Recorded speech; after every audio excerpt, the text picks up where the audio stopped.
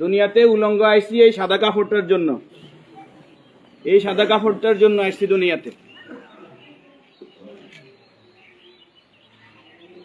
পুরুষ মানুষ ঢাকার দরকার নাই, সাদা কাফন দেখলে অন্তরের মধ্যে কি আসে? একটু ভয় আসে, এটা মনে রাখবেন। পুরুষের ঢাকার দরকার নাই, মহিলাদেরকে এভাবে উপর দিয়ে ঢেকে দিতে হয়। মরণের হরে জীবিত থাকতে দরকার নাই, কি কন?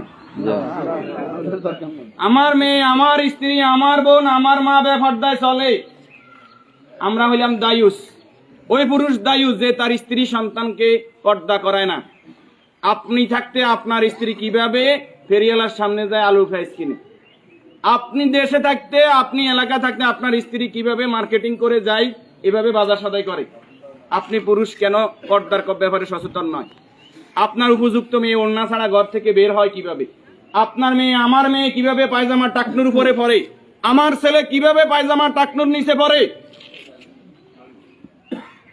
আমার টাকা দিয়ে আমার ছেলে সিগারেট খায়, আমার টাকা দিয়ে, আমার টাকার এমবি খরচ করে আমার ছেলে মেয়ে ঘরের মধ্যে গান বাজনা করে। আপনি পুরুষ উদাসীন, আপনার খবর নাই। খোদার কসম, দায়ুস ওই পুরুষ যে পুরুষ তার পরিবারকে দিন শিক্ষা দেয় না, কোরআন শিক্ষা দেয় না, পর্দার কথা বলে না। আর দায়ুস জাহান্নামে যাবে। এই দুনিয়াতে আসছে সাদা কাপড়টার জন্য, শুধু এই সাদা কাপড়টা অ্যারেস্ট করার জন্য। কিন্তু এই সাদা কাপড়টাও নিজের টাকায় কিনা হয়, নিজের টাকায় কিনা হয় না, আত্মীয় স্বজন কেউ না কেউ। আমরা অনেক সময় শুনছি যে 3.5 হাতের মালিক ছাড়া আমি ন, আমি নিজে 8-10টা কবর এইভাবে দিছি যে উনি যে জায়গা দেখাই গেছে এই জায়গায় কবর দিন, আর জায়গা দিছি আমাদের বাড়িতে। কথা কি বুঝতে পারছেন?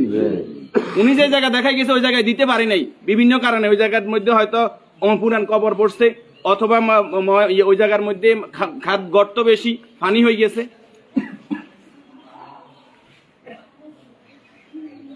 তাহলে আমার শেষ জায়গাটাও আমার নির্দেশনা মতো হয় না, পরিবারে যারা আছে তাদের নির্দেশনা মতো হয়। যে রাসূলের শানমর্যাদা এত বেশি, সে রাসূলের প্রতি দুরূদ ও সালাম সাল্লাল্লাহু আলাইহি ওয়াসাল্লাম। সম্মানিত উপস্থিতি, আল্লাহর এই গোলাম চেহারাতে বলতেছে অবশ্যই নেককার পরেজগার ছিল। আল্লাহ তাআলা ওনার জীবনের গুনাহগুলো মাফ করে দেন, আমিন। যে নেক আমলগুলো করেছে, দান সাদাকা করেছে, এর বদৌলতে কবর, হাসর, মিজান, ফুলসিরাত আল্লাহ কি করে দেখ, মাফ করে দেখ। আমরা যারা জানাজায় উপস্থিত হয়েছে আল্লাহ আমাদেরকে মাফ করে দেখ। আল্লাহ তাআলা এই পরিবারকে ধৈর্য ধারণ করার তৌফিক দান করুন, আমিন। 40 জন জানাজাতে কাদেরকে উপস্থিত করাইবেন? আমাদের কত বলবো, বলতে আর বলতে মনে চায় না। সব জানেন কিন্তু আমল নাই। আপনি জানেন যে আত্মীয়তার সম্পর্ক নষ্টকারী জাহান্নামে যাবে, আপনি নিজেই সেই সম্পর্কটা বারবার নষ্ট করেন। আপনি জানেন যে আগে সালাম দিতে হবে, আপনি সালাম দেন না। আপনি জানেন যে নিজের জন্য যেটা ভালো মনে করি অপরের জন্য সেটা ভালো মনে না করলে আমি ইমানদার নয়। আপনি জানেন প্রতিবেশীর হক নষ্ট করলে ইমানদার নয়। কই নাই, সব শুধু জানি, আমল করি না। আমাদের মাঝ থেকে আমলটা দূরে সরে গেছে। এই নেককার গোলাম জানাজাতে নামাজি ফরেজগার লোক, শিরিক মুক্ত লোক, আপনার দৃষ্টিতে যিনি শিরিক মুক্ত, এরকম 40 জন লোক যদি দোয়া করে আল্লাহ তাআলা ওই দোয়া কি করে? কবুল করে। 40 জন হাইবেন আইতেন না, উনি নামাজি ফরেজগার, উনি হয়তো আপনি মনে করেন যে মাজারে সেজদা দেন শুধু কবিরা গুনাহ, মাজারে সেজদা দেন বুঝি শিরক। শনিবার মঙ্গলবার কি শিরক না?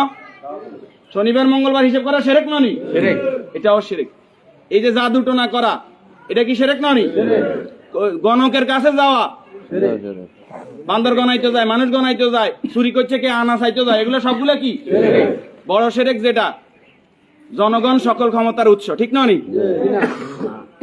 জনগণ সকল ক্ষমতার উৎস, সকল ক্ষমতার মালিক কে?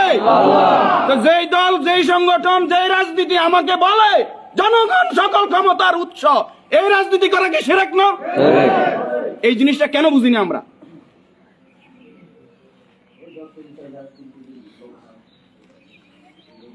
আপনি মুখে বললেন জনগণ সকল ক্ষমতার উৎস, অন্তরে আপনি বলবেন যে হ্যাঁ আল্লাহ সকল ক্ষমতার উৎস, এটা তো আল্লাহ মানে না। মুখে যেটা বলতে হবে অন্তরে এক থাকতে হবে। তাহলে সকল ক্ষমতার মালিক কে? আল্লাহ। আর যারা রাষ্ট্র ক্ষমতায় গিয়ে, একজন মুমিন ইসলামী রাষ্ট্র ব্যবস্থার বাইরে যাওয়ার কোনো সুযোগ নাই। যদি আওয়ামী লীগ আবার তওবা ইস্তেগফার করি আই কয় যে আমরা আল্লাহর আইন অনুযায়ী রাষ্ট্র চালাইম, আমরা কইম আলহামদুলিল্লাহ। বিএনপি যদি কালকে বলে যে আমরা রাষ্ট্র চালাইম আল্লাহর আইন অনুযায়ী, কোরআনের আইন দিয়ে রাষ্ট্র চলবে, সৎ নামাজি ফরেজগার লোকরা চেয়ারম্যান মেম্বার হইব, তাকওয়াবান হইব, আমরা বিএনপির সাথে আছি, বিএনপি কে ভোট দেব। যদি জামাত ইসলামী বলে আমরা আল্লাহর আইন দিয়ে রাষ্ট্র চালাইবো, কোরআন চালাইবো, দেশ তাকওয়ার ভিত্তিতে চলবে, রাসূল যেভাবে চালাইবে আমরা তাদেরকে ভোট দেব। যদি চরমরাই বলে তাদেরকে ভোট দেব। আমাদের ব্যক্তিগত কারো কোনো আরস নাই। আমরা এই জমিন আল্লাহর, এই জমিনে আইন চলবে কার? আল্লাহ। এবার যেই আসুক এই তকমা নিয়ে আমরা তাদের সাথে আছি। রাজি আছেন? আল্লাহ তাআলা আমাদেরকে কবুল করুক। সম্মানিত উপস্থিতি, এই মুহূর্তে